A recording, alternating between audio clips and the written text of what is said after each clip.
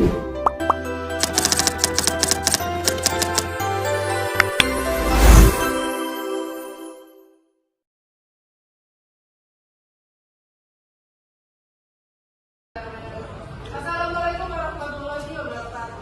Waalaikumsalam warahmatullahi wabarakatuh. Selamat pagi ya anak-anak. Pagi, Bu. Gimana kabarnya? Baik. Oke, hari ini siapa yang nggak masuk? Zidan dan Aisyah. Zidan kenapa? Sakit. Sakit kalau Aisyah? Dispen. Dispen apa? Poli. Oke. Hari ini ketua kelasnya siapa ya? Wakil ketua kelasnya. Ya. Pimpin dulu, kita berdoa. Mari teman-teman kita berdoa berdoa dimulai.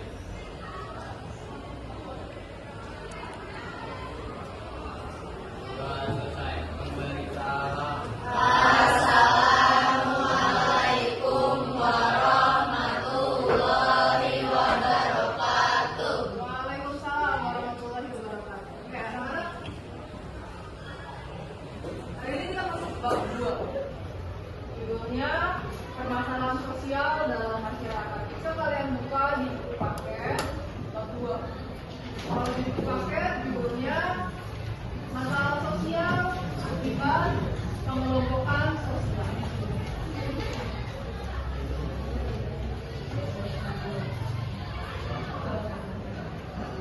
Di materi bab 1 kelompok sosial ada yang ingat apa aja sih yang sudah kita pelajari materi kelompok sosial? Betul. Kelompok sosial tidak teratur. Kemudian ada apa lagi?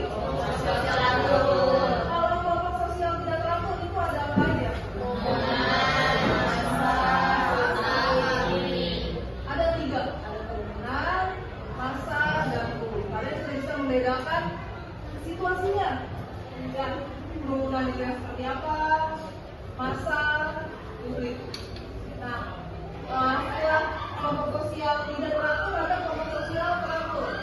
Kelompok sosial teratur, apa yang kalian ingat?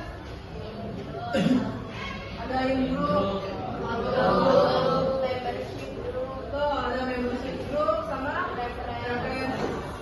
Terus yang paling utama keluarga itu apa? Itu ada kelompok primer sama sekunder. Bisa nggak kelompok sekunder jadi kelompok primer? Bisa nggak? Bagaimana caranya kelompok sekunder menjadi kelompok primer? Apabila sudah kenal lama dan memiliki ikatan yang dalam. Betul, dengan ikatan yang dalam.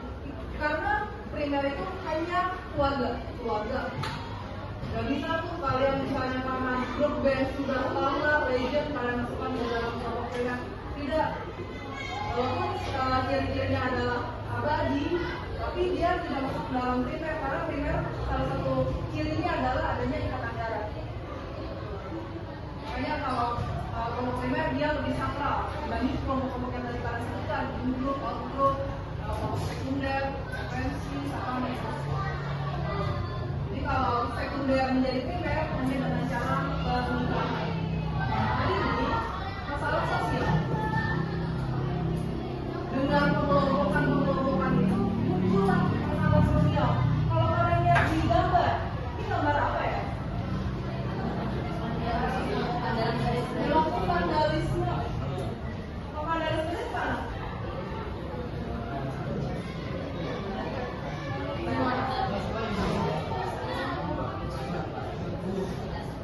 Ini gambaran kereta fasilitas sama seperti yang 2 minggu lalu kejadian Agustus. Banyak fasilitas umum yang menjadi sasaran amukan massa. Banyak yang bilang itu sebenarnya adalah oknum. Sebenarnya bukan melulu massa, memang ada yang sengaja mancing kerusuhan, mancing reaksi publik. Tapi yang sangat disayangkan dengan 7 halte busway yang dirusak, halte BK, halte Sudirman, hal-hal besar. Dan ternyata satu halte itu bisa memakan anggaran 1 miliar. Sangat disayangkan. Nah, kalau di gambar ini mereka sedang melakukan vandalisme atau ngapain? Yakin? Justru lagi ngapain? Betul. Lagi bersihin. Yang bersihin ini tugas. Bukan lagi pilok, bukan lagi pilok malah. Nah ini tujuan pembelajarannya, kalian nanti diharapkan setelah materi masalah sosial bisa mengidentifikasi dan pencarian masalah sosial. Bisa kalian tahu ragam permasalahan sosial dan dampaknya bagi masyarakat sama penanganan permasalahan sosial dalam masyarakat. Jadi kita nggak cuma bahas masalah sosial apa, klasifikasinya apa, tapi kita juga harus cari solusinya.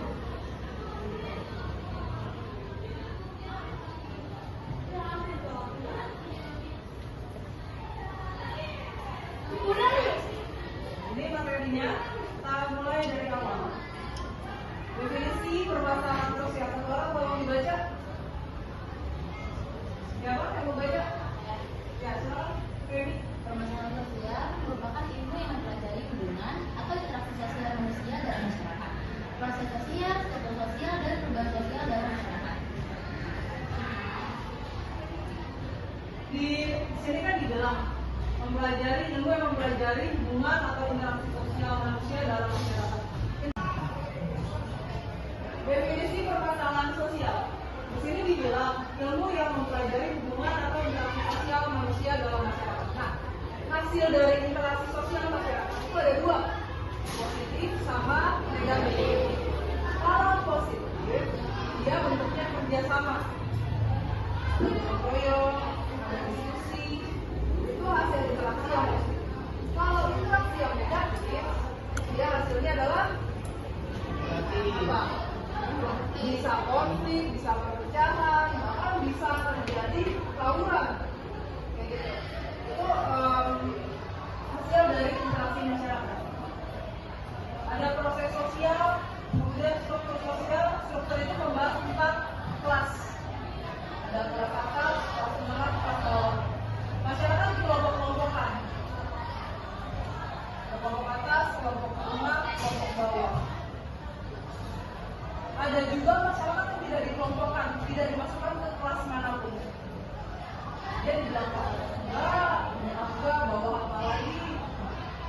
Makanya dia dimasukkannya, bukan dimasukkan, dia di luar kelas sosial.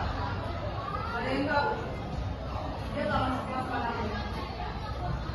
Yang masuknya di kategori di luar kelas sosial itu adalah orang-orang yang tunawisma. Tunawisma itu apa? Tidak punya rumah. Kemudian orang dengan gangguan jiwa sama orang-orang yang anti kemapanan, yang menolak tatanan sosial. Itu adalah orang-orang yang di luar kelas sosial.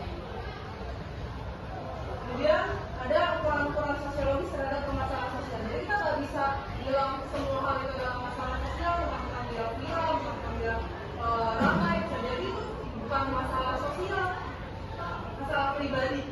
Masalah pribadi yang kemudian dianggap ke sosial media, dijadikan perbincangan, perbincangan orang banyak. Supaya itu jadi bicara, menjadi masalah sosial. Nah, karena sebenarnya itu masalah pribadi. Masalah dia sendiri, tapi akhirnya orang-orang jadi ikutan pusing.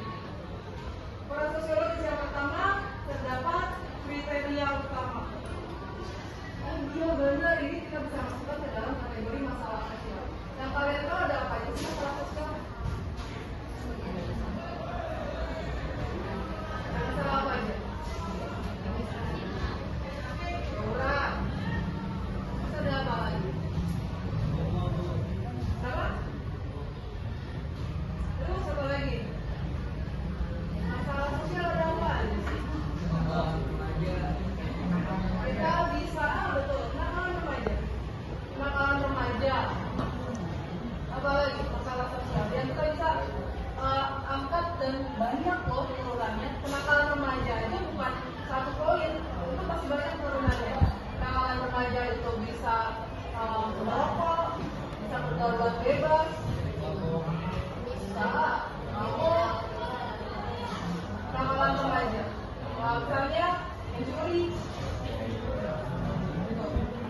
kemudian apa lagi?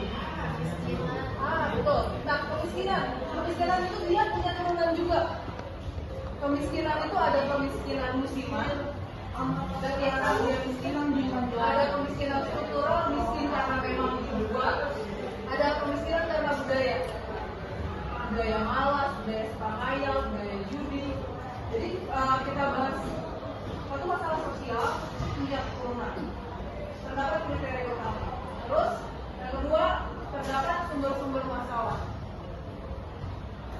Yang ketiga, terdapat pihak-pihak penentu terjadinya permasalahan sosial. Terus yang ini nih.